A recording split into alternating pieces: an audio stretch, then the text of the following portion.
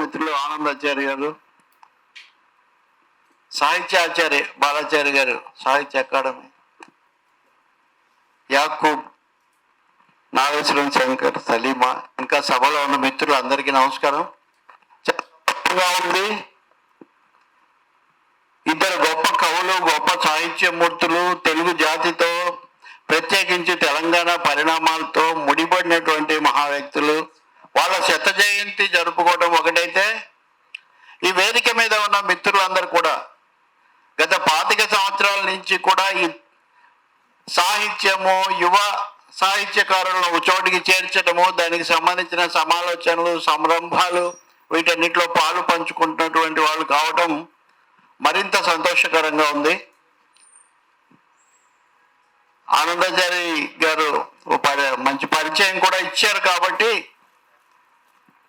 మనకున్న ఇద్దరు దిగ్గజాల గురించి మాట్లాడడానికి కూడా చాలా మంది ఘన గజాలే మన దగ్గర కూడా ఉన్నారు కాబట్టి, పత్ర సమర్పణ ఇవన్నీ కూడా ఉన్నాయి కాబట్టి మనం క్లుప్తంగా ఈ కార్యక్రమాన్ని ప్రసంగాలది ముగించుకుంటే, బహుశా పత్రాలు ఈ ఆలోచన చాలా మంచిది. ఎందుకంటే ప్రసంగాలు, ప్రవాహాలు, వీటితో పాటు యువత ఈ సాహిత్యం మీద అధ్యయనం చేస్తున్నటువంటి విద్యార్థులు, పరిశోధకులు, వీళ్ళందరి నుంచి గురించి కూడా ఆ ఫలాన్ని పొందాలి, ఆ విధమైన ప్రయత్నం జరగాలనే ఆలోచన ఎప్పుడు ఉండేది. ఇటీవల కాలంలో తెలంగాణ సాహితీ ఆ పని ఎక్కువగా చేస్తుంది. ఏది జరిగినా కానీ అక్కడ ఈ పత్రాలు తీసుకోవడం, అలా రమ్మనడం, ఇది మంచి కార్యక్రమం. ఇది ఎప్పుడూ కూడా కవులు, రచయితలతో పాటు ఈ విమర్శకులు, పరిశోధకులు, వీళ్ళు ఆ అంశాల మీద నిరంతరాయంగా అది సాగుతూనే ఉంటుంది, సాగాలి కూడా. మిత్రులారా, ఇద్దరు గొప్ప సాహిత్యానికి రెండు కళ్ళలాగా ఉన్నటువంటి వ్యక్తులు దాశరథి, ఆరుద్ర. ఒక విధంగా చెప్పాలంటే శ్రీశ్రీ పేరు మనందరం చెప్పుకుంటాం. శ్రీశ్రీ తర్వాత ఆరుద్ర, దాశరథి, నారాయణ రెడ్డి. కొన్ని దశాబ్దాల పాటు తెలుగు సాహిత్యంలో అయినా, సినిమాల్లో అయినా, సమాజంలో అయినా సాహిత్యం అంటే ఆ సాహిత్య స్పృహ, సమాజాన్ని గురించి ఆలోచన తెచ్చినటువంటి వాళ్ళు వీళ్ళు.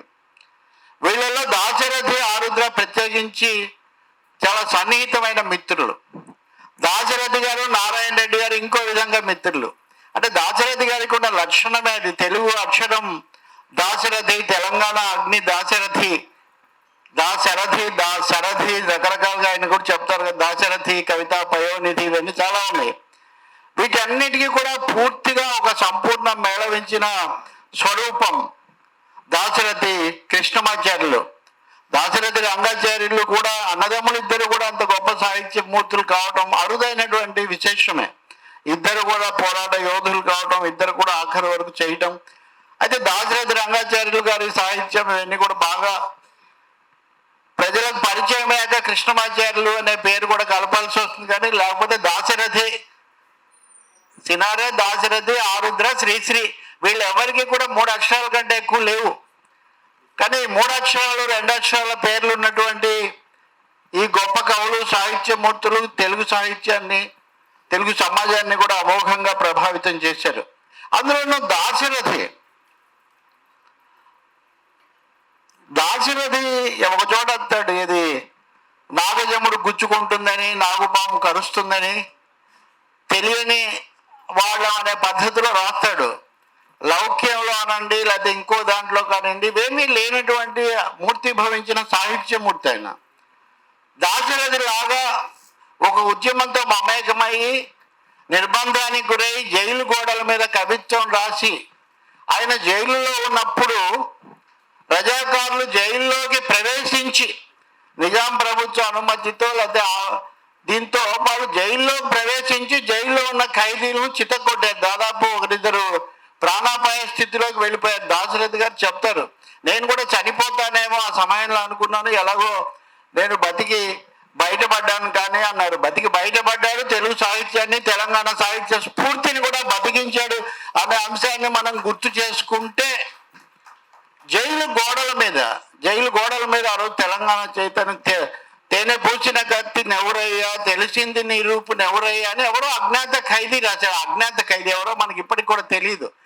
కానీ అందరికీ బాగా తెలిసినటువంటి అక్షర తపస్వి లాంటి ఆరుద్ర నిజాము పిశాచమ్మ కానరాడు అని అంత ఇందాక ఆనందాచారి గారు చెప్తున్నారు కదా, తీగలను తెంచి అగ్నిలో వేచినావు నా తెలంగాణ కోటి రతనాల వీణ. నేను ఉద్యమం జరుగుతున్నప్పుడు కూడా చెప్పేవాడిని, మనం చివరి వాక్యమే కాదు ముందు వాక్యం కూడా గుర్తు పెట్టుకుందాం. తీగలను తెంచి అగ్నిలో వేచినావు నా తెలంగాణ కోటి రతనాల వీణ అన్నాడు. రెండింటిని చెప్పాడు దాశరథి. తెలంగాణ యొక్క గొప్పతనాన్ని చెప్పాడు. వీళ్ళిద్దరిని చూస్తుంటే అదే గుర్తొస్తుంది. అనుకోకుండా ఇది శ్రీశ్రీ మహాప్రస్థానం 75వ సంవత్సరం కూడా ఈరోజు ఇక్కడ నేను రాశాను. జయభేరి చిత్రం ప్రజా సాహిత్యానికి, ప్రజా కళలకు కూడా ఒక ప్రాణ ప్రతిష్ఠ చేసినటువంటి చిత్రం. అందులో వాళ్ళు పాడతారు, అలనాటి పలనాటి వరబాలచంద్రుని హరిభయంకర ఖడ్గ ధారయే నేను, నాటి రుద్రమదేవి రుద్రా భయంకర హరిభయంకర ఖడ్గధారయేమో, జాను తెనుగేమేమో జాతి ఘనతేమేమో, సంగీత సాహిత్యమే నవ శృంగార లాలిత్యమే. ఇక దిశలెల్ల మార్మోగ జయభేరి జయభేరి జయభేరి మోగించమని ప్రజా సాహిత్య జయభేరి మోగించినటువంటి వ్యక్తులు దాశరథి ఆరుద్ర అని కనుక మనం గుర్తుపెట్టుకుంటే, మిత్రులారా ఇంకొకటి కూడా చెప్పాలి. ఇప్పుడు మనం కాళోజీ గారిని తలుచుకుంటాం. కాళోజీ యొక్క నా గొడవను అందరి యొక్క గొడవగా ప్రచురించి కాళోజీని పరిచయ వాక్యాలు రాసినటువంటి వ్యక్తి దాశరథి. ఆరుద్ర తెలంగాణ పోరాటానికి దాంతో సౌహార్ద్రత ప్రకటిస్తూ తెలంగాణ అని కావ్యం రాస్తే శ్రీశ్రీ దాని పేరు తెలంగాణ అని ఎందుకు, గుర్రం బొమ్మేసి గుర్రం అన్నట్టుగా ఉంది అని ఆయన దాన్ని త్వమేవాహం అని మార్చాడు. అక్కడి నుంచి మొదలు పెట్టాడు ఆయన తికమకపరచడం. సో త్వమేవాహం ప్రచురించి దానికి ముందు మాట రాసింది కూడా దాశరథే. చాలా పుస్తకాలు మనం 1950వ దశకంలో వచ్చిన వాటివి చూస్తే కనుక వాటి అన్నిటికీ ఆరుద్ర ముందు మాట, దాశరథి ముందు మాట, దాశరథి పరిచయం. ఆయన తెలంగాణ రచయితల సంఘం అప్పుడు హైదరాబాద్ రాష్ట్రం, దానికి ఆయన అధ్యక్షుడిగా ఉన్నారు. అంటే ఇంత తను నిలబడ్డమే కాదు, ఆరుద్ర గురించి మనం తర్వాత మాట్లాడతాం. కానీ త్వమేవాహం అనే దానికి కవి హృదయం అనే ఆరుద్ర దాన్ని ఎలా రాశాడు, ఎందుకు రాశాడు, దాంట్లో ఉన్నటువంటి కొంచెం ఇబ్బందికరమైన ఎలా అర్థం చేసుకోవాలి అని ఆయన సహాయంగా ప్రచురించింది ఎవరిదంటే దాశరథి లేఖను ప్రచురించాడు ఆరుద్ర. మీరు ఒక్కసారి ఈ అనుసంధానాన్ని, ఒకసారి ఈ అక్షర తోరణంలాగా వీళ్ళ మధ్య అల్లుకున్నటువంటి అనుబంధాన్ని కూడా చూడండి. దాశరథి గురించి ఆరుద్ర కనీసం 2-3 లేఖలు రాశారు. అందుకే వీళ్ళిద్దరి శత జయంతి కలిపి జరపడంలో ఒక ఔచిత్యం ఉంది, ఒక సంబద్ధత ఉంది, అంత సంబంధం కూడా వాళ్ళ మధ్య ఉందని మనం చెప్పుకోవాల్సి వస్తుంది. రంగనాథాచార్యులు గారు ఎక్కడో రాశారు కవిత్వంలో అగ్ని అని. దాశరథి చాలా మృదువైన మనిషి, కానీ అగ్నిధార, అగ్ని వీణ, మొత్తం అగ్ని అనేది ఆయన కవిత్వంలో మొత్తంలో అలా ప్రవహిస్తూ ఉంటుంది. పదబంధాలు అనండి, లేకపోతే చాలా ఉత్తేజకరమైన భావజాలం అనండి, అది ఏ ఒక్కరిలో కంటే ఎక్కువగా దాశరథిలో కనిపిస్తుంది. అన్నిటిని మించి దాశరథి అచ్చమైన కవి. అచ్చమైన కవి, ఎంత అచ్చమైన కవి అంటే గాయపడిన కవి గుండెలలో రాయబడని కావ్యాలెన్నో అని చెప్పినటువంటి కవి. రాయబడని, బడు అనే పదం వాడొచ్చా లేదా మనం చాలా చర్చ చేస్తుంటాం. కానీ కవిత్వంలో కూడా రాయబడని కావ్యాలెన్నో అని, కవిత్వంలో కూడా బడు పదాన్ని వాడి కూడా భావం ముఖ్యం అని చెప్పినటువంటి వ్యక్తి కూడా దాశరథి అని కనుక మనం తెలుసుకుంటే సాహిత్యం మీద ఆయన ముద్ర ఎంత పెద్దదో తెలుస్తుంది. చరిత్ర బొంగరం తిరిగి ధరాధిపులు నశిస్తుంటే పరాయణం నవాబా పరాక్రమం చూపేవా అని ప్రశ్నించాడు. నవాబును నేరుగా ఉద్దేశించి రాసినటువంటి వ్యక్తి. ఇక్కడ నవాబు ఎవరు, ఆయన నేపథ్యం ఏంటి, ఇది కాదు. ఈ విషయం మీద ఉదాహరణకు ఒకసారి కేసీఆర్ గారికి నాకు ఏదో చర్చలో ఒకసారి నైజాం నవాబు, నైజామా లేకపోతే విక్టోరియా మహారాణా లేకపోతే ఇంకొక చోట ట్యాగూర్, అది కాదు ఇక్కడ సమస్య. ప్రజలను పీడించేటటువంటి పాలకులను ప్రశ్నించడం, పాలకులను ప్రతిఘటించడం అన్నది ఇక్కడ కీలకమైనటువంటి అంశం. అది దాశరథి లాంటి వాళ్ళు చేశారు. అది కమ్యూనిస్ట్ ఉద్యమం చేసింది కాబట్టి వాళ్ళ పతాకం తీసుకున్నారు, చాలా స్పష్టంగా ప్రకటించారు. రానున్నది ఏది నిజం, నిజం నిజం సోషలిజం అని చెప్పేశారు. అదే వాళ్ళ స్వప్నం. రానున్నది ఏది నిజం, నిజం నిజం సోషలిజం అని. మళ్ళీ మీరు ఆరుద్రం తీసుకుంటే నీలాల నెంగిలో ఎర్ర జెండాలతో నీలాల నెంగిలో అనడం కూడా మనం చూస్తాం. అంటే ఆ కవిత్వానికి, సమాజానికి, సాహిత్యానికి ఆ ఉన్నటువంటి అనుసంధానం ఎలా ఉంటుందో వీళ్ళ జీవితాల్లో మనకు చాలా గొప్పగా కనిపిస్తుంది. చాలా శక్తివంతమైనటువంటి, బహుముఖమైనటువంటి ప్రతిభా పాండిత్యాలు దాశరథివి. ఆయన పద్యాలు రాశారు, ఆయన గేయాలు రాశారు, ఆయన సినిమా పాటలు రాశారు, ఆయన కవాలి గీతాలు రాశారు, ఆయన గజళ్ళు రాశారు. నాగేశ్వరరావు ఎప్పుడు చెప్పారు, ప్రతిదీ సులభముగా సాధ్యపడదులేమో, నరుడవుట దుష్కరము సొమ్ము. నరుడవడం ఏంటి అంటే ఇదే నరుడిని, మనిషిని అమానవీయంగా మార్చేసినటువంటి వ్యవస్థ లక్షణాల మధ్య మానవత్వాన్ని నిలబెట్టుకోవటం, మానవీయతను కాపాడుకోవటం ఎంత గొప్పది అనే దానికి నరుడవుట దుష్కరము సొమ్ము. ఈ వైవిధ్యం ఎంతవరకు పోయిందంటే ఆయన కవిత్వంలో, ఇందాక అగ్ని గురించి చెప్పాము, అగ్ని, అంగారం, శృంగారం రెండు మేళవించినటువంటి కవి దాశరథి అని చెప్తుంటారు. ఇవన్నీ విశేషణాలు కాదు, ఇవన్నీ నిజంగా అక్కడ కనిపించేటటువంటి లక్షణాలు మాత్రమే. అందుకని ఆయన ఎలాంటి పరిమితులు పెట్టుకోలేదు. ఆరుద్ర రాసిన లేఖలో అంటాడు, నువ్వు అదృష్టవశాత్తు పద్యాలు చాలా రాసావు కాబట్టి నిన్ను సమాజం ఆమోదించింది, నా కవిత్వం ఏమో తికమగ్గా ఉందని కొంచెం దూరంగా పెడుతున్నారు అని చెప్తాడు. కానీ నిజానికి దాశరథి చాలా మస్తిష్కంలో ల్యాబొరేటరీ అనే ప్రయోగం చూడండి.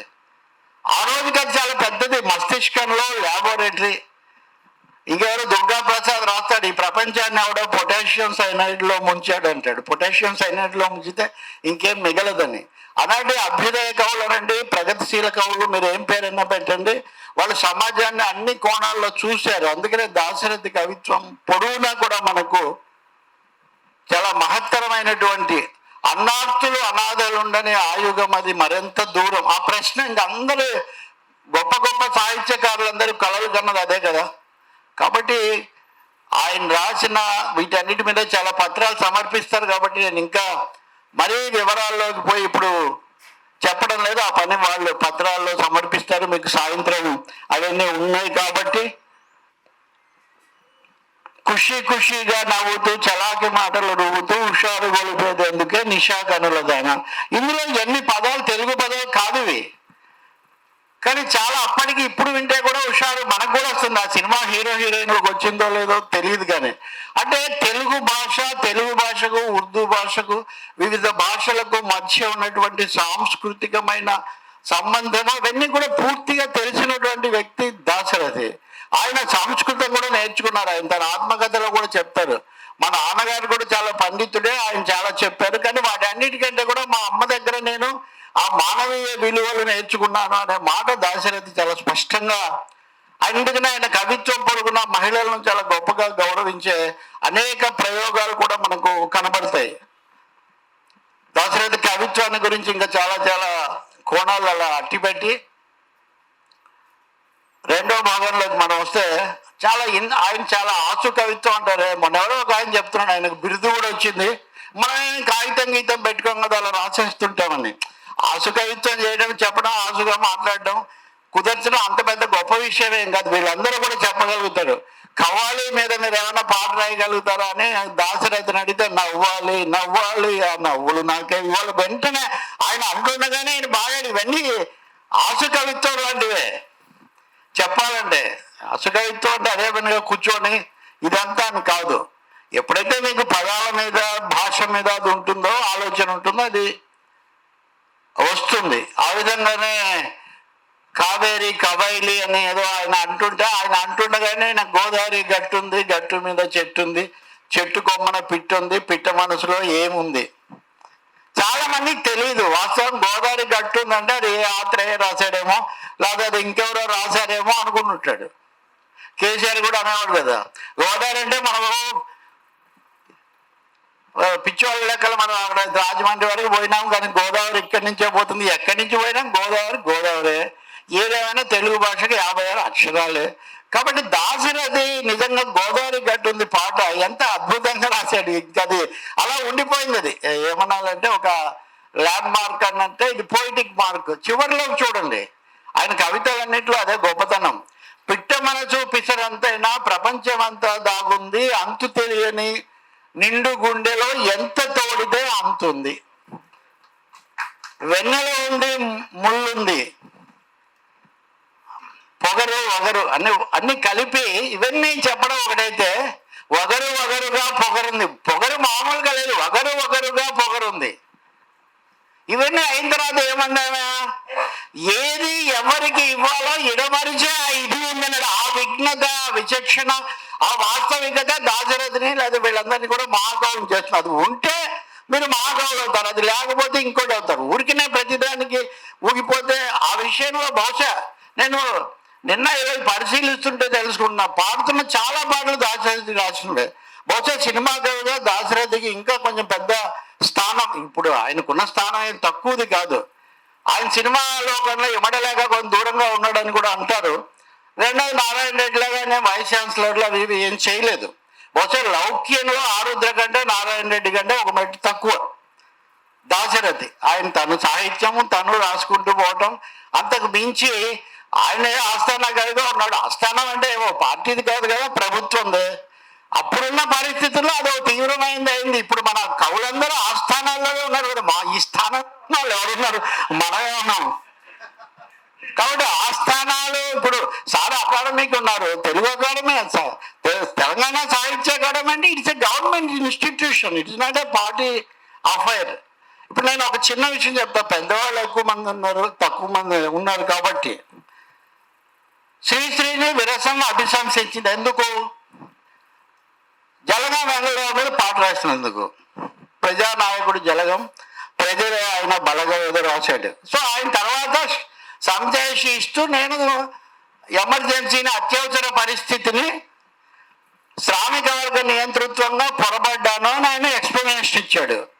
మరి దాన్ని ఆమోదించిన వాళ్ళు వీరనారి మన ఇందిరా, విజయశంకర్ మూది ఇందిరా అని దాశరథి రాసిందని ఎందుకు ఆమోదించి ఇదొక్కటే పట్టుకొని దాంతో దాశరథి ఏదో నేను ఈ మాట ఎందుకు చెప్తున్నానంటే, శత జయంతి సందర్భంలో అయినా సరే గొప్ప వాళ్లకు, గొప్ప సాహిత్యకారులకు, ఆది పురుషుల్లాగా నిలబడిన వాళ్ళకు చెందాల్సింది చెందాలి. ఆ రోజు ఆ సందర్భంలో అది పొరపాటు అయిండొచ్చు, కానీ అది మొత్తం జీవితాన్ని చేయదు కదా. శ్రీశ్రీ పొరపడ్డాడు కాబట్టి ఈరోజు మహాప్రస్థానం మొత్తం దారి తప్పిపోదు కదా. రెండవది, ఈ దేశంలో ఒక కమ్యూనిస్ట్ పార్టీ ఎమర్జెన్సీ మంచిదని తీర్మానం చేస్తుంటే ఒక ఆస్థాన కవిగా ఉన్నటువంటి ఆయన మనం ఏం తప్పుపడదాం? ఇది సమర్థించడము, ఖండించడం సమస్య కాదు. కవులను, రచయితలను, సాహిత్యకారులను, చిత్రకారులను, లేకపోతే విశాలమైన సమాజాన్ని ఒక విస్తృత దృక్పథంతో వాళ్ళేమన్నా కరుడు కట్టిన అభివృద్ధి నిరోధకులా, వాళ్ళేమన్నా దారుణమైన పనులు చేశారు. అలా చేస్తే దాశరథి కాలేజీ దగ్గర నుంచి యువకుల వరకు అందరినీ ప్రోత్సహించడం తప్ప ఆయన ఏ రోజు కూడా ఒక చిన్న వ్యక్తిగతమైన ఒక వివాదం కానీ, ఒక దురుసుగా మాట్లాడడం కానీ, ఒక తప్పటడుగేసింది కానీ మనకు దాశరథి జీవితంలో ఎక్కడ కనపడదు. చాలా మంది అనుకున్నారు ఇందిరాగాంధీ అప్పుడు, ఆయన అది అనుకుని ఉండొచ్చు. లేదు అక్కడ ఆస్థాన కవి పదవి కదా, ఇదే ఒక పార్టీ కాదు కదా అని ఆయన అనుకుని ఉండొచ్చు. So we have to view things in historical perspective. చారిత్రక దృష్టితో వాళ్ళను మనం చూడాలి తప్ప మనకున్న రాజకీయ అభిప్రాయాల ప్రకారం మనం ఇలాగే భావిస్తామంటే అది కుదరదు. కాబట్టి ఆ విధంగా చూసినప్పుడు దాశరథి తెలంగాణ సాహిత్యానికి, తెలుగు సాహిత్యానికి కూడా ఒక పెద్దన్న పాత్రలోనే ఉంటాడు. బహుశా శ్రీశ్రీ తర్వాత దాశరథి తప్పకుండా కీలక స్థానం. తెలంగాణ రచయితల సంఘం ఆ రోజు మన తెలంగాణ రచయిత, ఇప్పుడు చాలా మన శంకరానికి బాగా తెలుసు, దానికి నాయకుడుగా ఆయన ముఖ్యమైన పాత్ర. ఎంత సున్నితమైన అంటే, ఈ మధ్య బిఆర్ నాయుడు TV5 ఆయన టీటీడీ చైర్మన్ అయినప్పుడు ఆ సత్కార సభకు పిలిస్తే వెళ్ళి నేను అక్కడ పాడా, కలవారినే గాని కరుణించలేడా, నిరుపేద మురళే వినిపించుకోడా, కన్నీటి బతుకుల కనలేని నాడు స్వామి కరుణామయుండెన్న బిరుదేల నమ్మ, అడగవే మాయమ్మాల మేలు మంగ, అడగవే మాయమ్మ అనురాగవల్లి, నడురే చాములో స్వామి నిన్ను చేర దిగి వచ్చును. అలివేలు మంగళం అనురాగాలి అనటము. రెండోది, నువ్వు అడగమ్మా మీ ఆయన అడుగు, ఎంతసేపటి కలవాలనే కానీ కరుణించలేదా, నిరుపేద మొరలేవి వినిపించుకోడా, అలివేలు మంగ అడుగుతుందో లేదో కానీ నాయుడు గారిని అడిగితే బాగుంటుందని చెప్పాను నా వేదికలో. సరే, ఆయన అడుగుతున్న మనం ఇప్పుడు చూస్తున్నాం అనుకోండి. ప్రతి పాట కూడా వలపుతో పెనవేయి పారిజాతమనై ఎద మీద నిదురించు అడియాస లేదు, మట్టిలో విరబోయు కన్ని కుసుమమునై నీ, అది సంథింగ్ లైక్ దట్, కరిగిపోనివా కనగాని దేవుడే కనిపించినాడే. ఎంత సున్నితమైన భావజాలం అంటే దాశరథి గారిది. ఇలాంటివి అన్ని చాలా చాలా ఉన్నాయి. ఇంకా అన్నిటికంటే గొప్పది బహుశా నేను ఎప్పుడు కాస్త ఉన్నా వినేది, ఆవేశం కావాలి, ఆవేశం రావాలి, ఆవేదన కావాలి, గుండెలోని గాయాలు మండించే గేయాలు, వేదనలై శోధనలై రగలాలి విప్లవాలు. ఏంటి ఆవేశం, ఏంటి ఆవేదన అంటే నరజాతిని భవితవ్యానికి నడిపేదే ఆవేశం, 10 మందికి భవితవ్యం పంచేదే ఆవేదన, వేదనతో వేగంతో సాగేదే జీవితం. అనుక్షణం గుర్తొస్తుంది. ఆవేశం అంటే ఎవరినో ద్వేషించటం, ఎవరి మీద రెచ్చిపోవడం, లేదా మైకి రెగ్గొట్టడం. రేపు పొద్దున రేపు తెలంగాణ అసెంబ్లీ, ఆ తర్వాత ఆంధ్రప్రదేశ్ అసెంబ్లీ 2 వస్తాయి. మైకులు ఇరగొడతాడు. మైకులు ఇరగొడితే ఏం ఆవేశం అవుతుంది? ఇప్పుడు మా యూట్యూబ్ ఛానల్ ఇవన్నీ ఉన్నాయి కాబట్టి దానికి చాలా గొప్పగా వ్యూస్ కూడా వస్తాయి. కానీ అది కాదు ఆవేశం. నరజాతిని భవితవ్యానికి నడిపేదే ఆవేశం, 10 మందికి భవితవ్యం పంచేదే ఆవేదన, వేగంతో వేడిమితో సాగేదే జీవితం అని. అంటే తను అంత ప్రశాంతంగా అంత నిర్మలంగా ఉంటూ కూడా వేగంతో వేడిమితో ఆవేశంతో జీవితం నడవాలని చెప్పినటువంటి ఒక గొప్ప స్ఫూర్తిగా బహుశా దాశరథి గారు చిరకాలం మనకు గుర్తుంటారని చెప్పి ఆయన మీద ఇంకా చాలా చాలా పద్యం విషయంలో కూడా అంతే. పద్యానికి జన్మే కానీ పునర్జన్మ లేదని ఒక నిర్వచనం ఇచ్చారు. కానీ ఎవరైనా పద్యం మంచిది రాస్తారంటే మనం దాన్ని తప్పు పడాల్సిన అవసరం. ఆయన రాశాడు, పద్యాలు రాశారు, గేయాలు రాశారు, చాలా రాశారు. ఆయన సాహిత్యాన్ని గురించి ఇంకా శరది అది సముద్రం లాంటిది. కాబట్టి దాశరథి వారసత్వం మరీ ముఖ్యంగా యువ కవులను కూడగట్టి, యువ కవులను రచయితలను తెలంగాణ సాహిత్యానికి దిశానిర్దేశం అప్పుడే చేసినటువంటి, ఇప్పుడు కాళోజీని మనం పితామహుడు అన్నట్టుగా పరిగణిస్తున్నాం. కాళోజీకి కావ్యాన్ని మొదట వచ్చేసిన మనం ఇంకేం చెప్తాం? నేను కేరళకు వెళ్ళినప్పుడు చాలా మంది అక్కడ పుచ్చలపల్లి సుందరయ్య గారి గురించి చెప్పేవాళ్ళు. ఏమంటే కేరళలో నంబూదిరిపాద్ చాలా గొప్పవాడు, ఈ నంబూదిరిపాదనే కమ్యూనిస్ట్ పార్టీలోకి తెచ్చిన పుచ్చలపల్లి సుందరయ్య ఇంకెంత గొప్పవాడో వింటాడు అని. ఈరోజు మనం తెలంగాణలో చాలా మంది కవులను వాళ్ళ కావ్యాలను పరిచయం చేసినటువంటి ఒక గొప్ప వ్యక్తిత్వం అవన్నీ కూడా మనకు దాశరథిలో కనపడతాయి మిత్రులుగా. ఇంకా చాలా మంది ఉన్నారు కాబట్టి. ఇంకా రెండవది ఆరుద్ర. మీరు ఇందాక చెప్పినట్టు ఆరుద్ర దాశరథి కూడా చాలా సన్నిహితులు. 6వ రుద్రుడి స్వప్నం ఎన్జిఓ బ్రహ్మ అన్నట్టుగా ఆయన 6వ రుద్రుడు అన్నారు ఆయన శ్రీశ్రీ రాసింది అది. ఆరుద్రకు కూడా మొదటి కావ్యం తెలంగాణ. శ్రీశ్రీ మహాప్రస్థాన 1950లో వచ్చింది, కానీ మొదట వజ్రాయుధం వచ్చింది. ఆ వజ్రాయుధంలో ఒక వీరుడు మరణిస్తే 1000 మంది ప్రభవింతులని ఒక వాక్యం అలా మనకు గుర్తుండిపోయింది.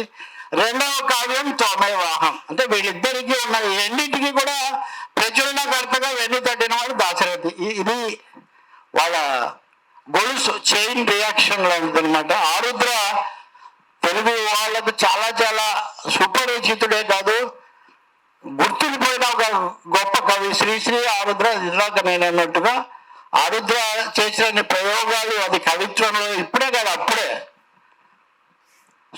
బ్రెయిన్లో స్టెన్ గన్ల మెషిన్ గన్ డ్రైన్ ఇలాంటి ప్రయోగాలు ఎప్పుడు చేశారు ఆయన? 1949లో. యాభైలు నాలేశ్వరం శంకర్లు ఇప్పుడు రీసెర్చ్లు వాటన్నిటి మీద వాళ్ళు చేస్తూ ఉంటారు. కానీ దాశరథి తెలంగాణ గురించి చెప్పడం కోసం ఆరుద్ర మెషిన్ గన్ డ్రైన్ స్టెన్ గన్ల ఈ స్థాయిలో సాగుతుందన్నాడు. తెలంగాణ పోరాటము, నవాబు నిరంకుశత్వము వీటన్నింటినీ కూడా చాలా గొప్పగా చిత్రించాడు. త్వమేవాహం మీద అప్పటికిప్పటికి చాలా చాలా ప్రయోగాలు పరిశోధనలు జరుగుతున్నాయి. త్వమేవాహం దానికి ఒక పెద్ద ఇదిగా మిగిలింది.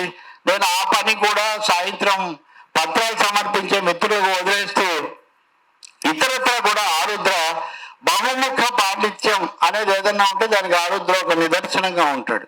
దాన్ని పూర్తిగా ప్రజలకు సమర్పించాడు. మనం ఒక విషయం చూడవచ్చు, వీళ్ళెవరికి పద్మశ్రీలు జ్ఞానపీఠాల్లో ఏం రాలేదు. ఒక యూనివర్సిటీ చేయదగినంత పని సమగ్రాంధ్ర సాహిత్య సృష్టి ఆరుద్ర 2 సార్లు చేశాడు. మళ్ళీ రెండో దాన్ని తిరగరాశాడు మొత్తాన్ని. దాన్ని మేమే అప్పుడు ప్రజాశక్తి బుక్ హౌస్ తరఫున ప్రచురించాం. ఒకసారి అడిగా నేను, ఈసారి మీ పేరు ఏదో నారాయణ రెడ్డి గారు చెప్పారు చాలాసార్లు. నేను 2 సార్లు ఆరుద్ర పేరు పంపించాను. పేరు పంపించిన నారాయణ రెడ్డి గారికి వచ్చింది కానీ ఆరుద్రకు మటుకేమీ రాలేదు. శ్రీశ్రీ అని ఆయన శ్రీశ్రీగానే ఉన్నాడు కానీ పద్మశ్రీ ఎప్పుడు కాలేదు. ఎందుకు? వీళ్ళందరూ ఎందుకు కాలేదు అంటే ఈ వ్యవస్థకు వాళ్ళ లక్షణాలుగా అది కుదిరేటటువంటిది కాదు. ఒకసారి ఆరుద్ర గారిని అడిగాను నేను ఇలాగే సాయంత్రం పూట, ఈసారి అంటే నాకు అలాంటి ఆశలు ఏమీ లేవు బాబు అన్నాడు ఒక సింపుల్గా. అలాంటి ఆశ ఏమీ జరిగే పని కాదని ఆరుద్ర చాలా గొప్పగా వీళ్ళందరితో కూడా కలిసి తిరుగుతూ శ్రీశ్రీతో ఆరుద్రను దాశరథిని పోల్చుతుంటారు. కానీ ఇక్కడ విద్యార్థులు, పరిశోధక విద్యార్థులు కూడా ఉన్నారు కాబట్టి నేను చెప్తున్నా, వాళ్ళిద్దరూ కనీసం 15 ఏళ్ళు చిన్నవాళ్ళు శ్రీశ్రీ కంటే.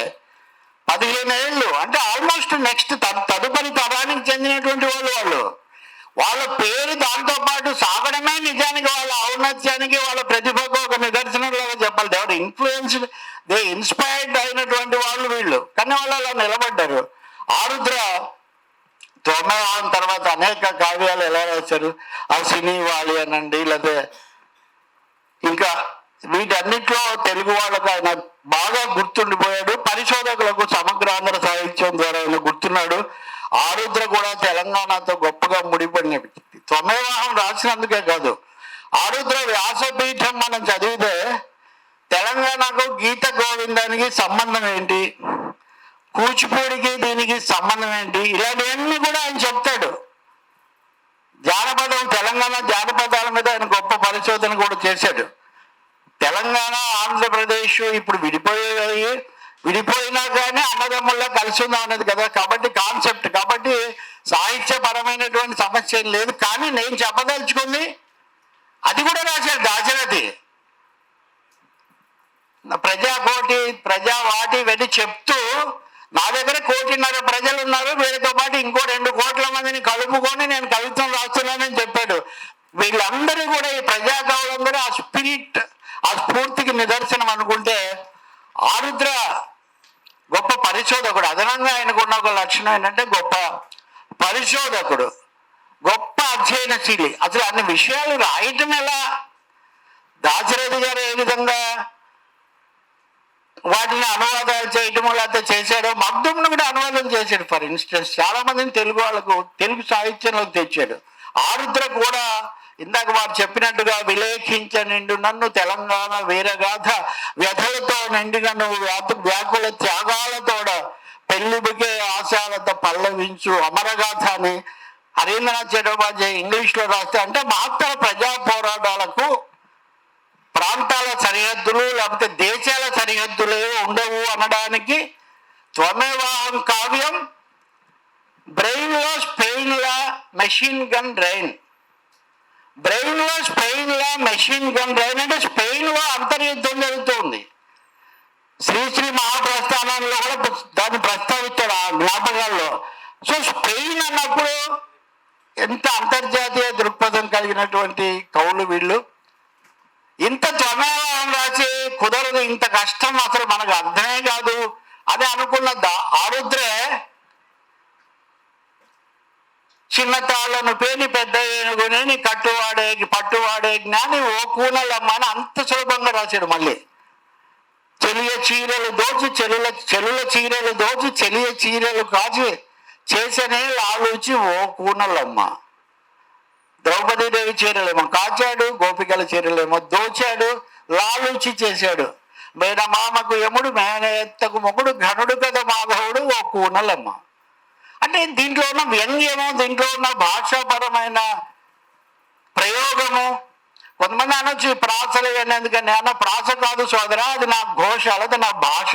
అది భాష. ప్రాస కోసం ఏదైనా ప్రయోగాలు చేస్తే అది చాలా తప్పు, కానీ ప్రాస అనేది కుదిరితే ఇబ్బంది. నారాయణ రెడ్డి గారు అనేవాడు, ఇల్లు కళ్ళు ఓళ్ళు నాకు కుదురుతుంది, నేను రాస్తున్నాను, ఇల్లు కాదు గృహము అని రాయమంటే నేను ఎందుకు రాస్తానబ్బా అని. సమస్య భాష గురించి ఆరుద్ర. అందుకనే టెక్నిక్ లేని కవిత్వాన్ని నేను ఊహించలేనని చెప్పి త్వమేవం రాసిన ఆరుద్ర కూడలమ్మ పదాలు కూడా రాయడం ద్వారా ఎంత సులభంగా రాయొచ్చునో అని చెప్పాడు. చరిత్రను కూడా కవిత్వంగా ఎలా రాయొచ్చో ఆరుద్ర చెప్పాడు. వందే మాతరం అంటూ నినదించిన బంగాళం, హింసకు ప్రతిహింస అన్న వీరభూమి పాంచాలం, స్వరాజ్యం జన్మ హక్కు అని చాటిన మహారాష్ట్రం, అన్నిటికీ నెలవాయను ఆంధ్ర వీర హృదయం రామరాజు హృదయం అన్న అల్లూరి సీతారామరాజుని గురించి ఒక్క మాటలో చెప్పడానికి. వేదంలా ఘోషించే గోదావరి, ఇందాక నేను దాశరథి గోదావరి గట్టుంది పాట మనం చెప్పాం, మళ్ళీ ఆ గోదావరి మీదే ఆరుద్ర కూడా. వేదంలా ఘోషించే గోదావరి అమరధామంలా శోభిల్లే రాజమహేంద్రి. చరిత్ర ఎలా చెప్తాడు ఆయన అంటే, ఆది కవిత నన్నయ్య రాచనిచ్చట, శ్రీనాథ కవి నివాసము పెద్ద ముచ్చట, గజపత్రు నరపత్రు అది అయిపోయింది సరే. దిట్టమైన శిల్పాల దేవలాలు, చాలా శిల్పాలు ఉన్నాయి. కట్టుకథల చిత్రాంగి కనకమేడలు, అంటే చిత్రాంగి కట్టుకథ నిజంగా లేదని చెప్తున్నాడు చరిత్రకారుడు కదా. కట్టుకథల చిత్రాంగి కనకమేడలు, కొట్టుకొని పోయే కొన్ని కోటి లింగాలు, వీరేశలింగం ఒకడు మిగిలిన చాలు. ఇవన్నీ కోటి లింగాలు కొట్టుకుపోతే మాకేం పర్లేదబ్బా. వీరేశలింగం ఉన్నాడంటే వీరేశలింగం యొక్క సంస్కరణ వారసత్వం మాకు కావాలి, ప్రజాస్వామిక స్ఫూర్తి కావాలి, ఆరుద్ర దాశరథుల యొక్క అడుగుజాడలు మనకు కావాలి అని చెప్పుకునేటటువంటి ఒక సందర్భం. కాబట్టే వీటిని సాహిత్యంలో, సినిమా సాహిత్యంలో వాళ్ళు ఇలా మేళవించారు. అంటే గాంధీ పుట్టిన దేశం ఇదంటే కాదు, గాడ్సే పుట్టిన దేశం అని చెప్పేవాళ్ళు ఇప్పుడు మనకు వచ్చారు. ఇప్పుడు గాంధీ పుట్టిన దేశం ఇదంటే గాంధీయే కాదు, గాడ్సే కూడా దేశభక్తుడే. అరే నీకెందుకురా బాబు గాంధీని చంపిన వాని గురించి ఆలోచించకుండా గాడ్సేలో దేశభక్తి ఉందా లేదా, హిట్లర్లో ప్రేమ ఉందా లేదా? ఇప్పుడు హిట్లర్ అనేవాడిలో మానవత్వం ఉందని ఎవడైనా పరిశోధన చేశాడు ప్రపంచ స్థాయిలో? అసలు హిట్లర్ అని ఆయన ఎందుకంత క్రూరంగా వ్యవహరించాడు? ఆయన వెనకున్న ఆర్థిక శక్తులు ఏంటి? ఎలాంటి అంత అభివృద్ధి నిరోధకమైన, అప్రజాస్వామికమైన, దురాక్రమణ పూరితమైన దుష్ట స్వభావం ఎందుకు వచ్చింది? దీని గురించి అధ్యయనం చేయాలి. కానీ గాంధీ లాంటి ఇప్పుడు దేశానికి స్వతంత్రం తెచ్చిన జాతిపితను, స్వతంత్రం వచ్చిన 6 నెలల్లోనే కాల్చి పడేసిన రాక్షసత్వం ఎక్కడి నుంచి వచ్చిందని, ఆ వాడిలో మానవత్వం ఉంది. గాంధీ గారే కాదు, గాడ్సేలో కూడా మానవత్వం ఉందంటే నేను ఈ మాట ఎందుకంటే, గాంధీ పుట్టిన దేశమా ఇది అంటే గాడ్సే కూడా పుట్టినటువంటి దేశం ఇది. గాడ్సే ఒక గాడ్సే ఆయన అయిపోయాడు అప్పుడు, కానీ ఇప్పుడు చాలా మంది గాడ్సేలు ఉన్నారు. ఇప్పుడు ఒక ఆయన మళ్ళీ మధ్యలో బ్రేక్ తీసుకొని మళ్ళీ వచ్చాడు అమెరికాలో. వచ్చినప్పటి నుంచి ఆఖరికి ఎవరికి ఏం అర్థం కావట్లా. ఆయన ఏదో మాట్లాడుతున్నాడు. అసలు దేశాలు అప్పుడు ఇదివరకు ఉన్నది ఇంపీరియలిజం అయితే ఇది ట్రంపీరియలిజం అంటున్నారు. అదే imperialism plus Trump is equal to trumperialism. వీడు కెనడా నా రాష్ట్రం అంటాడు, గల్ఫ్ ఆఫ్ మెక్సికో కాదు గల్ఫ్ ఆఫ్ అమెరికా అంటాడు, పెనమా కాదు అమెరికా కాదు అంటాడు. అంటే ఏది పడితే అది చేసేటటువంటి ఒక లక్షణం. ప్రజాస్వామిక కవులు, ప్రజా సాహిత్యము, మనం చెప్పుకుంటున్నటువంటి వ్యక్తులు, లేకపోతే స్పెయిన్ గురించి తెలంగాణను స్పెయిన్తో పోల్చేటువంటి ఆరుద్రలు, వీళ్ళందరూ చేసినటువంటి పని అదే. ఒక దృక్పథంతో స్వాతంత్రాన్ని కాపాడుకోవాలి, వీటన్నిటిని నిలబెట్టుకోవాలి. అవన్నీ ఇప్పుడు చాలా మంది పరిశోధనలు చేస్తుంటారు. ఇప్పుడు ఇందాక నేను గాడ్సేను గాంధీని గాడ్సేను ఎలా పోలుస్తాం మనం? అలాగే చాలా మంది చాలా అభిమానంతోనే మాట్లాడగానే ఇప్పుడు అంత లేదులేండి, ఇప్పుడు అంత తగ్గింది లేండి. దీని గురించి మన పరిశోధన అంతా ఏదో సామెత, మనకు పెట్టడం ఎట్లయినా పెట్టదు, పెట్టేదానికి ఏమొచ్చింది అన్నట్టుగా. ఇప్పుడు చేయని వాళ్ళు ఎలాగో చేయడం లేదు, చేసే వాళ్ళని తిడతాము అని ఇదో సామెత. దీని నుంచి మనం బయటికి రావాల్సిన అవసరం ఉంది. పెద్ద మనుషులు వీళ్ళు చేసిన పనే అదే. వీళ్ళందరినీ కూడగట్టే కార్యక్రమం చేశారు. దాశరథి ఒక మాట అన్నాడు, గొంతు దాటి పలకని శబ్దాలు దాగున్నాయి ఇన్ని శతాబ్దాలు, ఇక విందాం ప్రజాగల గర్జన, దుష్టులలో తర్జన భర్జన అన్నాడు. సో గొంతు దాటి పలకని శబ్దాలను వినడం, అది కదా ఇక్కడ కీలకం. దట్స్ వాట్ ఆరుద్ర గారు చేసింది కూడా అదే. అందుకనే ఆరుద్ర గురించి కూడా, ఆయన కవిత్వాన్ని గురించి మనం ఇంకా చాలా చాలా విషయాలు చెప్పుకోవచ్చు. కానీ వాళ్ళు మనకు గొప్ప వరవడిచ్చారు, గొప్ప సాహిత్య సంపద ఇచ్చారు, గొప్ప అధ్యయనం ఇచ్చారు, గొప్ప పరిశీలన ఇచ్చారు. అన్నింటి నుంచి ఒక విశాలమైన విప్లవాత్మకమైన దృష్టిని మనకు కల్పించారు. దాన్ని ఆధారం చేసుకొని దాన్ని ఈనాటి కాలానికి మనం అన్వయించుకుంటూ మరింత మంచి సాహిత్యం వైపు నడవాల్సి ఉంటుంది. పవన్ కళ్యాణ్ గారు మహాకుంభలో జంధ్యం వేసుకొని ఆయన పూట ఆయన ఏదో జంధ్యం వేసుకోవచ్చా లేదా, అది ఏమైనా చర్చ అండి? 21వ శతాబ్దంలో 2025 సంవత్సరం ఫిబ్రవరి 23వ తారీఖున చేయాల్సిన చర్చ అది. వీరేశలింగం గారు 1850లోనే ఎప్పుడో తీసేశారు జంధ్యం. ఉరికి వారికి నెలలో ఒక్క కంచము పెట్టి పొత్తు గుడిపి కులము పొలియజేసి తలను చేయి పెట్టి తగనమ్మ చెప్పడం విశ్వదాభిరామన వినరవేమన అన్నాడు వేమన ఏనాడు. ఇప్పుడు మనం జంధ్యం వేసుకోవచ్చా లేదా చర్చిస్తున్నాం. వీటన్నిటికీ అతీతంగా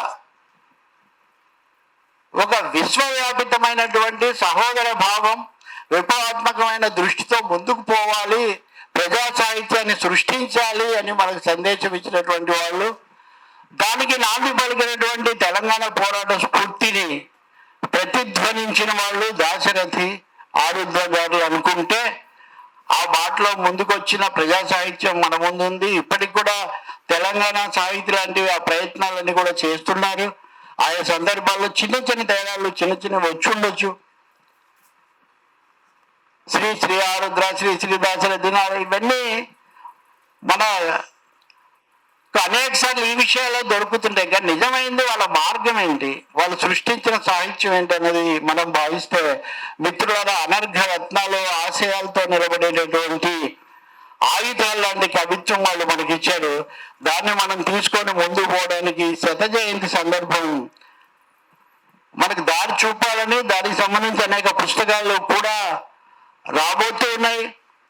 దానికి సంబంధించిన ఒక విశాల దృక్పథం కూడా ఇప్పుడు మరింత మనకు అవసరం అవుతుంది. ఒక మానవీయత్వము, ఒక మత తత్వాన్ని రెచ్చగొట్టేటటువంటి ఈనాటి వాతావరణాన్ని మనం ఛేదించే విధంగా ఎలా వెళ్ళాలి, ఈ ప్రశ్న మనకి ఎందుకు వస్తుందంటే హైదరాబాద్ బుక్ ఫెస్టివల్ జరిపిన మొన్న మేము నెల్లూరులో ఏదో పుస్తకాన్ని విడుదల చేస్తుంటే ఒకడు వచ్చి చర్చ పెట్టుకున్నాడు పక్కన. చాలా గౌరవంగా, ఒక్కరిని కూడా ఏం విమర్శించలేదు.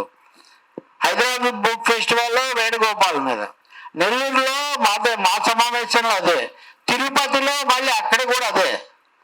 ఆయన ద్రౌపది పుస్తకం అమ్ముతున్నారని ఆ రాచినాయన బాబం బీజేపీతో కూడా ఎన్డీఏలో కూడా కలిసి ఉన్నటువంటి ఎంపీ గారు. అంటే పుస్తకాల మీద ఎందుకు దాడి జరుగుతుంది? ఉత్తరాఖండ్లో, ఇంకా ఉత్తరాఖండ్ ఉత్తరప్రదేశ్ సరే దేవభూమి కదా, దేవభూమి అంటూ దానవ భూమిగా మార్చివేయబడుతున్నటువంటి ఘోరమైన సన్నివేశం మనం అక్కడ చూస్తున్నాం. ఫోన్లో పుస్తకాలే కదా అనుకుంటే పూజారుల మీద కూడా దాడులు జరుగుతున్నాయి. మన పూజారుల మీద పుస్తకాల మీద దాడులు జరిగినాక ఇంకెక్కడ సంస్కృతి, ఇంకెక్కడ మొత్తము, ఇంకెక్కడ ఎవరు చెప్పారు ఇది? ఎవరు చెప్పారు ఇది? తెలంగాణ సాయుధ పోరాటం లాంటిది అనండి, లేకపోతే మొన్నటి పోరాటం అనండి, లేకపోతే దేశంలో జరిగే అనేక ప్రజా ఉద్యమాలు, ఇవన్నీ మనకి ఏం చెప్తున్నాయి? మతాలకు అతీతంగా, తేడాలకు అతీతంగా అందరూ కలిసి నిలబడితే మనం సాధించగలుగుతాం తప్ప మతం పేరుతో ఈ చీలికలు తెచ్చేటటువంటి వాళ్ళు ఏమంట. కంక్లూడ్ చేస్తాను అధ్యక్ష, ఏమనుకోకండి. రామరాజ్యం అంట, రామరాజ్యం ఆయన వచ్చి దాడి చేశాడు. ఆయన డిమాండ్ ఏంటో మీకు తెలుసా? పూజ చేసే ప్రతి వాళ్ళను వాళ్ళ కులం ఏదో తెలుసుకొని కులం ప్రకారం చేయాలంట. అంటే మనం పూజ చేసేటప్పుడు జంబూ ద్వీపే, భరతవర్ష, భరతఖండే, కృష్ణా గోదావరి ప్రదేశ్ ఇదంతా అంటాం కదా. అంటే వాడి కులం ఏదో, వాడు క్షత్రియుడు ఏదో ఒక విధంగా చేయాలంట, శూద్రుడైతే ఒక విధంగా, ఇవన్నీ చేయమంటున్నాడు. అంటే కులం గోడలను కూలగొట్టుకొని అందరూ ఒకటవుతున్న పరిస్థితి నుంచి కులం పేరుతో విడగొట్టండి అని చెప్తున్నాడు. ఇక్కడ దీనికి మనం ఏం సమాధానం చెప్తాం? కాబట్టి మిత్రులరా, నిజంగా దాశరథిని, ఆరుద్ర శత జయంతి మనం జరుపుకుంటున్నప్పుడు వాళ్ళు బోధించినటువంటి ఆ విశాల దృక్పథాన్ని కలిసి భుజం కలిపి ముందుకెళ్ళేటటువంటి లక్షణాన్ని మనం అలవర్చుకొని, అందుకు విరుద్ధమైన శక్తులు విశృంఖలంగా వస్తున్న ఈ రోజును ఎలా ఆ ఆశయాన్ని నిలబెట్టాలనే వైపు ఆలోచించాలని చెప్పి కోరుతూ, ఇంకా చాలా ఉంది, చాలా మీరు మాట్లాడతారని కూడా నాకు తెలుసు. నేను కొంచెం ఎక్కువ మాట్లాడానేమో కూడా నాకు తెలియదు. మాట్లాడుంటే ఏమనుకోకండి. అందరికీ నమస్కారం, సెలవు.